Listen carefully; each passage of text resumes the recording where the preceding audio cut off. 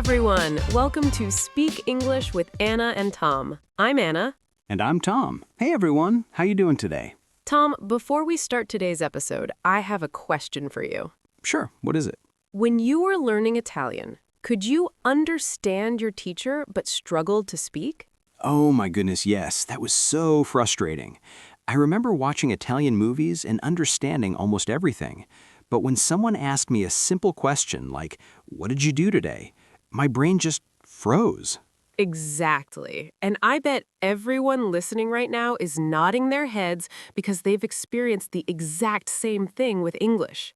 So today, we're tackling this massive problem. Why can you understand English perfectly, but speaking feels impossible? And more importantly, we're going to give you our flow method, 5 unique techniques that will transform you from a passive listener into a confident speaker.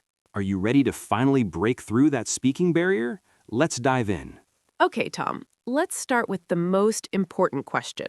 What's actually happening in the brain when someone can understand but can't speak? Great question. So here's the science behind it.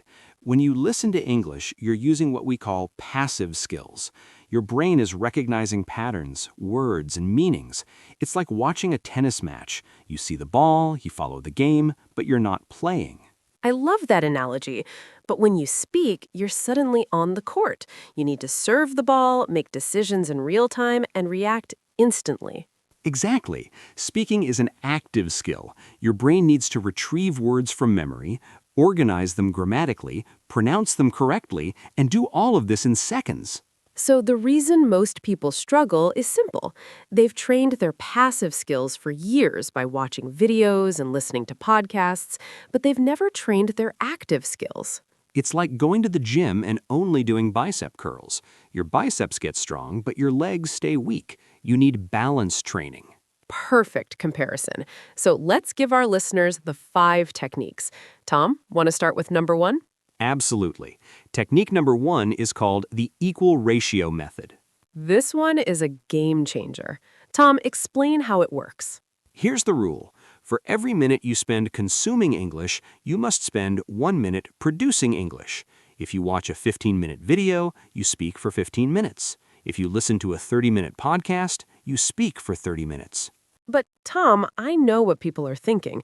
What do I talk about for 30 minutes? Great question. Here's what you do. Split your time into 2 equal parts. First half, you become a reporter. Pretend you're explaining what you just learned to a friend who wasn't there. Oh, I like that. So if you just watched a cooking video, you'd say something like, "Okay, so I just watched this amazing video about making pasta. The chef said you need to boil the water first, then add a lot of salt. He said the water should taste like the ocean." Perfect. You're not just summarizing, you're actively reconstructing the information in your own words. That's crucial. And what about the second half? The second half is all about personal connection. You ask yourself questions. Would I try this recipe? Why or why not? What would I change? How does this compare to how my mom makes pasta? So you're creating a real conversation with yourself. Exactly. And here's the magic. By doing this every single day, you're building what we call speaking stamina. Your brain gets used to producing language for extended periods. I love it. Okay, let's move to technique number 2. This one is completely different. Yes, technique number 2 is called the response-ready method. Ooh, this is one of my favorites. Tom, explain this one. Okay, so here's the problem. Most English learners are great at understanding questions, but terrible at answering them quickly. Why? Because they've never practiced responding. Right. They've spent hundreds of hours listening to other people talk, but 0 hours practicing how to jump into a conversation. So here's what you do. Every day, you create 5 common questions that native speakers might ask you. Real questions like, "What do you do for work?" or "What did you do last weekend?" And then what? Just answer them once? No, here's the key. You answer each question 3 different ways: short answer, medium answer, and long answer. Can you give us an example? Sure. Let's say the question is, "What do you do for work?" Short answer, "I'm a teacher." Medium answer, I'm an English teacher. I work at a language school downtown. Long answer, I'm an English teacher. I work at a language school downtown. I've been doing this for about 5 years now, and I absolutely love it because every day is different. My students come from all over the world, so I'm constantly learning about new cultures. That's brilliant, because in real life, sometimes you need a quick response, and sometimes you need to elaborate. Exactly. And here's what happens. After you practice this for 2 weeks, when someone asks you a question in real life, you already have the neural pathways built. Your brain doesn't panic because it's done this before. It's like creating a mental library of responses. Yes, and you can do this with any topic. Tell me about your family. What are your hobbies? What's your favorite movie? Create the 3-level responses and practice them out loud. Love it. Okay, technique number 3. Tom, this one is about confidence, right? Yes, technique number 3 is the imperfect practice method. Ooh, I love the name. What does it mean? Here's the philosophy. Most English learners wait until they feel ready to speak. They think, I need to know more vocabulary. I need to understand grammar better. I need to sound perfect. But that day never comes. Exactly. Perfection is the enemy of progress. So here's what we do instead. Every single day, you deliberately practice speaking imperfectly. Wait, what? You practice being bad at English? No. You practice speaking even when you don't know all the words. You practice explaining things in simple English. You practice using what you have, not waiting for what you don't have. Can you give us a practical exercise? Sure. Here's a challenge.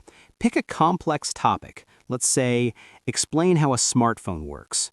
Now you only have 60 seconds, and you can only use the 500 most common English words. Oh, wow, that's tough. That's the point. You have to get creative. You can't say processor or algorithm or application. So you might say, a smartphone is like a very small computer.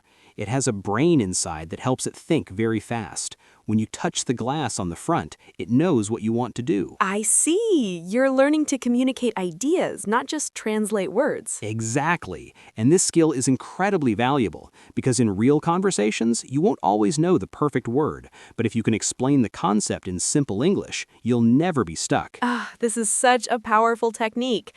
Okay, let's move to number 4. Technique number 4 is called the soundtrack method. Ooh, this one is fun. I use this myself when I'm learning new languages. So here's what you do. Throughout your day, you create a soundtrack of your life in English. You narrate everything you're doing, like you're the host of your own documentary. So instead of just living your life silently, you describe it. Exactly. For example, right now, I could say, okay, I'm sitting in my chair, I'm talking to Anna, I'm explaining the soundtrack method, I can see the microphone in front of me, there's a glass of water to my right. And you do this all day? Not all day, that would be exhausting. But you do it in small moments. When you're making breakfast, I'm cracking 2 eggs into the pan. The butter is melting. I can smell the toast. When you're driving to work, I'm stopping at a red light. There's a blue car in front of me. The radio is playing a song I don't recognize. Yes, and here's why this works. You're training your brain to think in English without the pressure of conversation. There's no one judging you, no one waiting for your response. It's like building speaking muscles in a safe environment. Exactly. And after a few weeks of doing this, something magical happens. You stop translating from your native language. Your brain starts defaulting to English. I experienced this exact thing when I was learning Portuguese. After about a month of narrating my day, I noticed I started dreaming in Portuguese. That's the goal. When English becomes your brain's default language, speaking becomes effortless. All right, we're on the last technique, number 5. Yes, technique number 5 is called the conversation simulation method. This one is perfect for people who don't have anyone to practice with. Exactly. So here's the problem. Most people say, I can't practice speaking because I don't have a conversation partner. But that's actually not true. Right, you can practice conversations alone. Tom, show them how. Okay, so here's what you do. You pick a common social situation, let's say ordering coffee at a cafe. Now you play both roles. You're the customer and the barista. So you have a conversation with yourself. Yes, but here's the key. You don't plan it. You improvise. Let me demonstrate. Hi, welcome to Coffee House. What can I get for you today? Hi, I'd like a cappuccino, please. Sure, what size would you like? Medium, please. Would you like any flavoring? We have vanilla, caramel, and hazelnut. Ooh, hazelnut sounds good. I'll try that. Great choice. That'll be $5. See how natural that sounded? And you were talking to yourself. The beauty of this method is you can practice any situation. A job interview, meeting new neighbors, calling customer service, making plans with friends. And you can pause and restart if you get stuck. There's no pressure. Exactly. I recommend doing this for 10 minutes every day. Pick different scenarios. Some days you're at a restaurant. Some days you're at the doctor. Some days you're making small talk at a party. And here's a pro tip. Record yourself doing these simulations. Then listen back. You'll catch mistakes, hear your progress, and build confidence. Yes, recording is crucial because it makes it real. When you know you're being recorded, your brain takes it more seriously.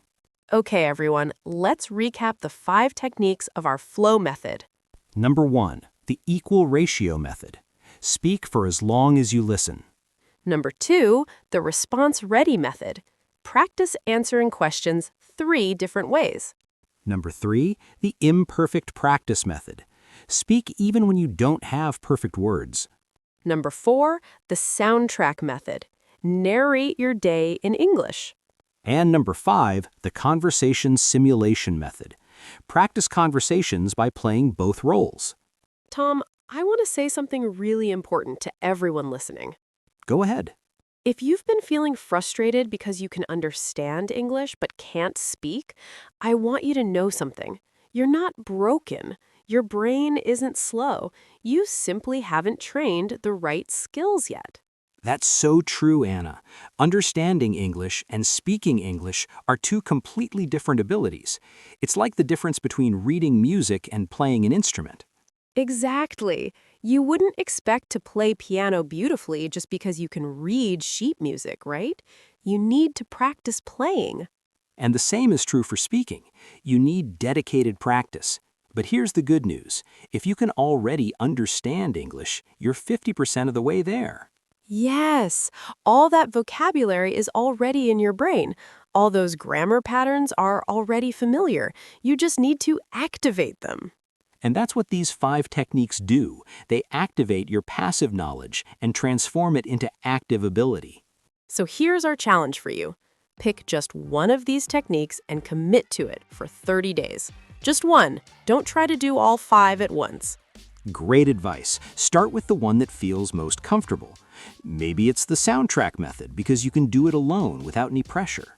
Or maybe it's the equal ratio method because you already watch a lot of English content. Whatever you choose, commit to it for 1 month, and I promise you, you will see dramatic improvement in your speaking ability. And remember, speaking is a skill, not a talent. Skills can be developed by anyone with the right practice. You've got this. We believe in you. Thank you so much for listening to Speak English with Anna and Tom. If you enjoyed this episode, please share it with a friend who's learning English. And if you want more techniques like these, make sure to subscribe to our channel. We release new episodes every week. Until next time, keep practicing, keep speaking, and never give up on your English journey. See you next week, everyone. Bye. Bye.